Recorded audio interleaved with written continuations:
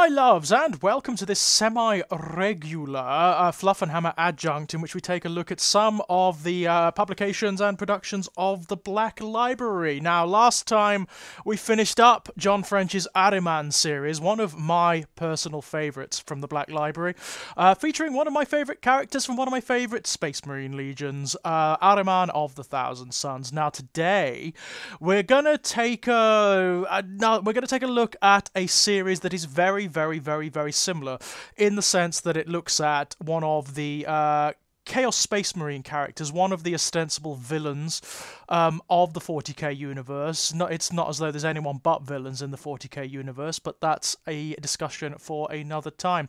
As an aside, the Space Marines and the Astra Militarium and the various agents of the Imperium they make the Nazis look like a schoolyard gang. They literally obliterate entire populations and commit genocide on a whim based on the smallest deviations or perceived deviations. But that aside, we're going to be taking a look at one of the antagonists of the 40k universe.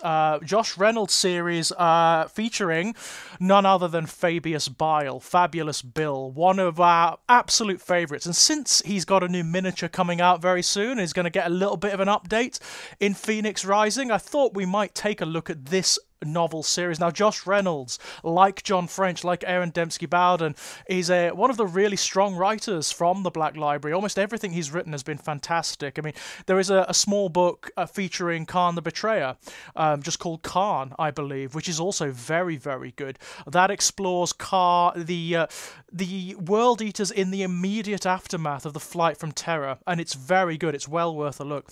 This series of books, the Fabius Bile books, there are 3 out at the moment, and each one is named after one of the epithets that's applied to Fabius Bile. So you have Primogenitor, Clone Lord, and Manflayer, or Primogenitor, Manflayer, and Clone Lord. I can't quite remember which. This first one is Primogenitor, and it's a really, really good book.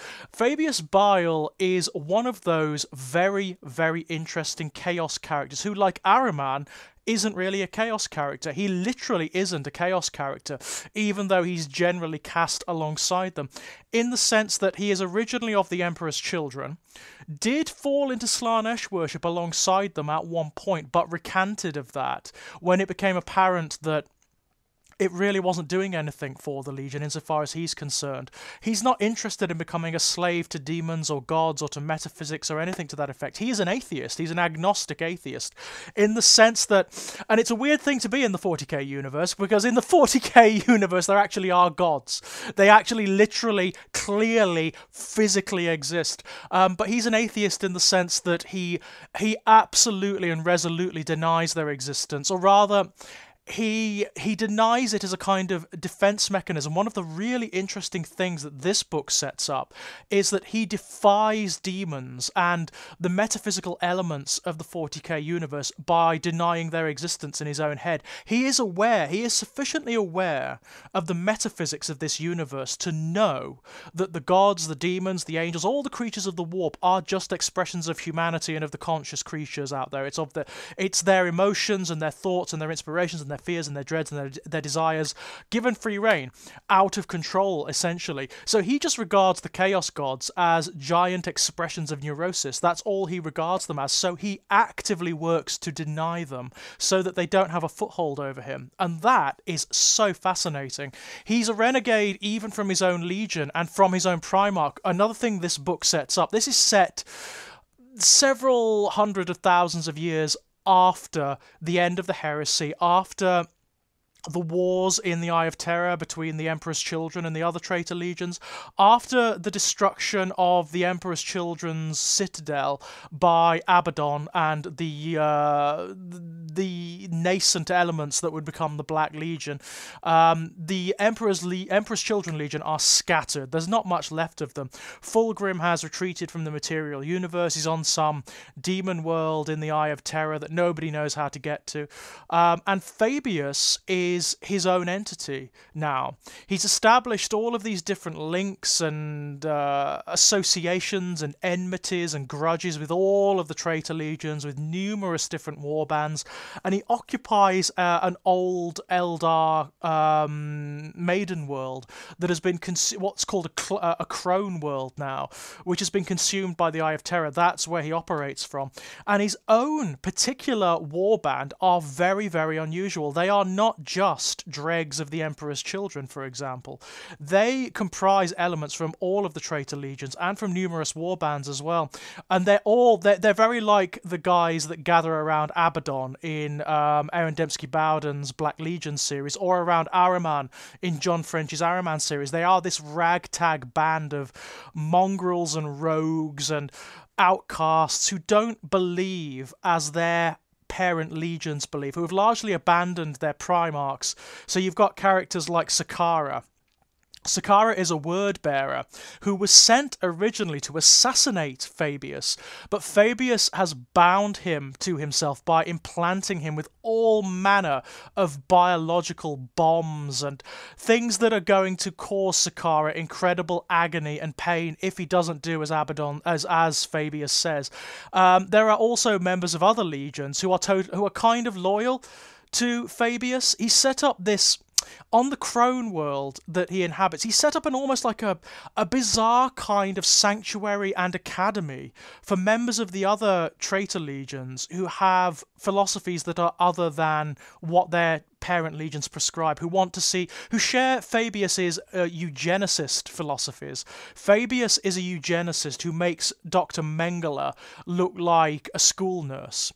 His intention it's so far-reaching, very like Ahriman. He's a utopian. He has utopian ideals, but it's different from Ahriman in the sense that whereas Ahriman means to utilize metaphysics to bring about some utopian state, Fabius rejects that entirely. He thinks that the metaphysics of the 40k universe is entirely moribund. It can only lead to corruption and destruction, ultimately.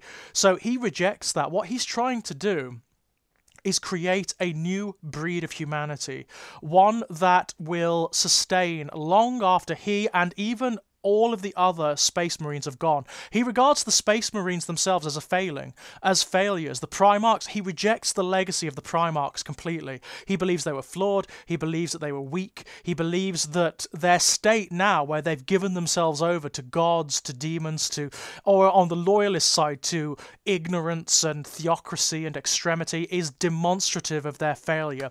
So what he's trying to do is create a new species of humanity, the new man, as he calls them, which is freed from the warp. It's actually genetically removed from the warp, so they're like nulls. They don't have any echo in warp space. So eventually they will not only outlast the gods, they will starve them to death. They are superior, in Fabius's terms, to other human beings in the sense that they are incredibly smart, adaptive, agile, fast. They are also bred to be Space Marine hunters. He teaches them and specifically genetically manipulates them to be hunters of Space Marines. One-on-one, they can't take down a legionary, but they hunt together as a pack. And what's really interesting is Fabius has this bizarre kind of affection for them.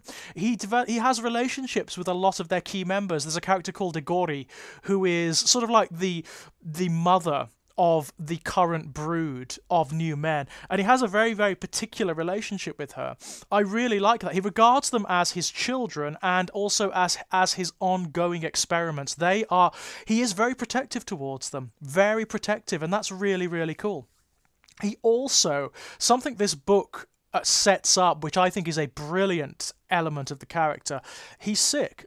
Fabius sustains in a state of perpetual sickness. This derives from the Emperor's Children's back history. If you look at their Index Astartes articles, if you look at their original history, the Emperor's Children Legion were originally almost destroyed at inception because of a fault in their gene seed.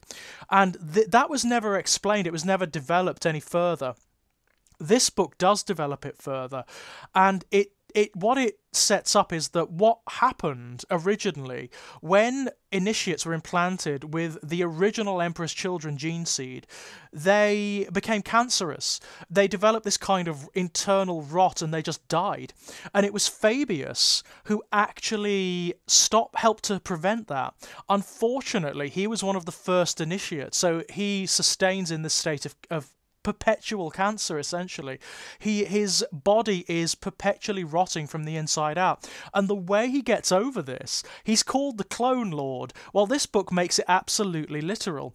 Fabius, every so often, Fabius surgically extracts his own mind, his own central nervous system, and implants it into a new cloned body.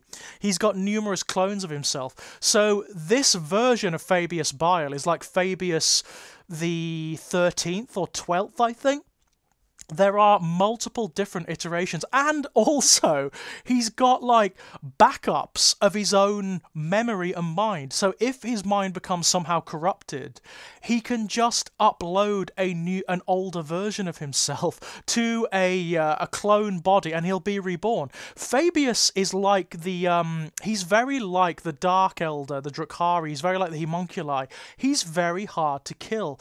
What's even more interesting in this book, he's being manipulated down a particular path of fate by a troop of Eldari Harlequins, a troop that are kind of guiding his fate down. They're trying to entrap him within a particular role, within a particular story.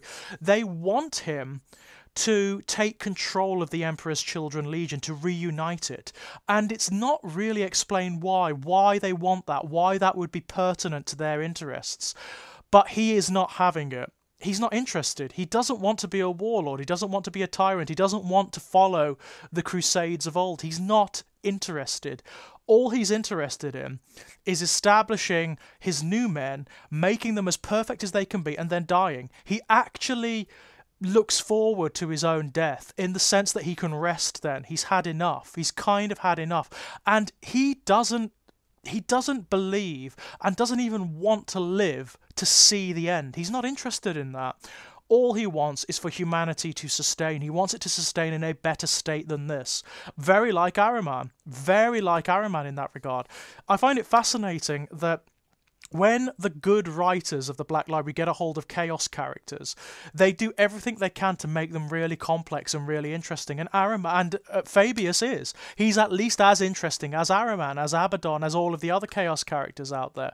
They don't want them to just be mustachio-twirling villains, because that's not interesting. It's just boring, quite frankly. They are complex characters with agendas, with back histories. Fabius, like Ahriman, in this book is constantly questioning his own motives. He is constantly questioning what he's doing and why. He doesn't necessarily trust himself because he regards himself as flawed. He actually regards himself as flawed. That's fascinating too. He believes himself to be part of the corrupt legacy of the Emperor, of the Space Marine Legions, of the traitor Primarchs, him and Fulgrim. Ooh, Fulgrim quite likes Fabius, by all accounts. He finds him amusing. Fabius does not like Fulgrim at all. At all. He, like you know how Abaddon has rejected Horus's legacy completely in Aaron Dembski-Bowden's books? Fabius is the same. He is not a fan of Fulgrim, which will actually become a bit of an ironic turn when we get to the next book. But yeah, this book is really well written. It's really well written. You get a real sense of where Fabius Bile is ideologically in the Warhammer 40,000 universe and what the politics of the Eye of Terror and of the Traitor Legions are. I really like that. I really like that. And the internal stuff, like Fabius's relationships to himself, to his own genetic legacy, to his legion, to the curse that's eating away at him from the inside out, to the Chirigen, the living backpack on his back. He's got this weird relationship, this symbiotic relationship with that thing. It is alive. It's actually got its own sort of semi-supernatural, semi-biological intelligence, and it makes its intentions known to him when it's bound to him. It's so weird. I love it. Love it to bits. Really good book. Highly, highly recommended. Well written, economical. Like all of the best books from the Black Library, it focuses more on character-driven moments and dialogue and interaction than action and bolt-upon. Even that said, there is some very good action sequences in this. One of the things I love most about this book is the portrayal of noise marines.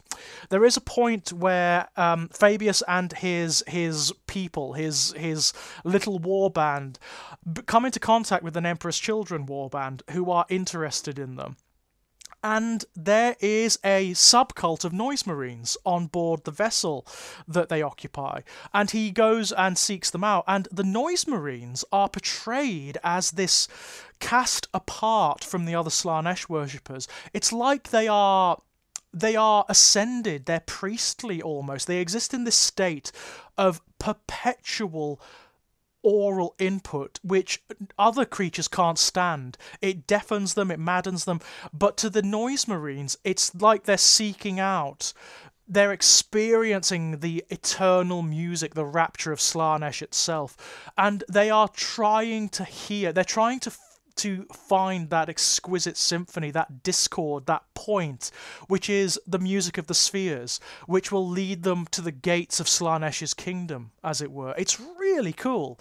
Really cool. It's a very bizarre and interesting portrayal of the noise marines that you get here, and I like it a lot. You also get, for those who are fans of the action sequences, you get Fabius and this cohort of Emperor's Children leading an attack on an Elder Craftworld on Luganeth, which is awesome. It's great fun. Really, really interesting. So, yeah, a very good start. This is a really strong start for this series. And well worth your time. When we come back, we will take a look at the second book in the series, which I believe is called Manflayer. Until then, my dears, bye-bye.